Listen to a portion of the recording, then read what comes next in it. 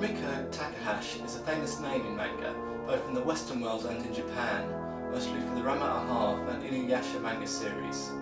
Not everyone in the West knows about some of her older works, however. One of those is Urusei Yatsura, known as Lum in the West, after one of the main characters. The manga stars Atoru, who is forever skirt chasing and suffers from terminal bad luck. For a random, slightly convoluted means which take up the first few chapters, he winds up engaged and living with the beautiful bikini-wearing alien princess Lum. The twist which makes this manga differ from bog-standard harem material is that rather than embrace Lum, Arutu spends most of the manga trying to ditch her.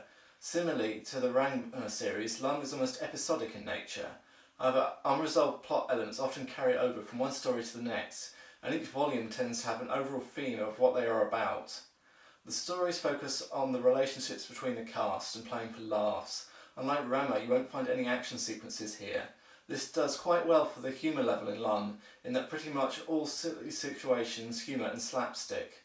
Like Ranma, most of the plot comes from introducing the new characters. This is a clever way of keeping the series episodic, as it's either made obvious or recapped who everybody is.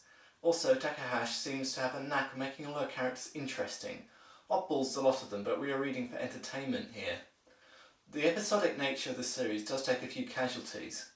Given the importance romance plays in the series and all the complex love polygons, you would expect the characters' feelings to change for one another, but Takahashi never allows this.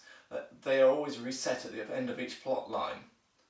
Also be aware that the level of fan service is very high here.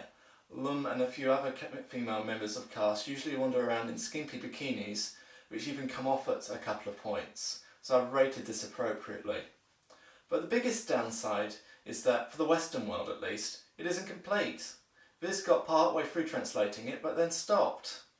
As a downside, this is a bit of a big one, as it means we get less comics.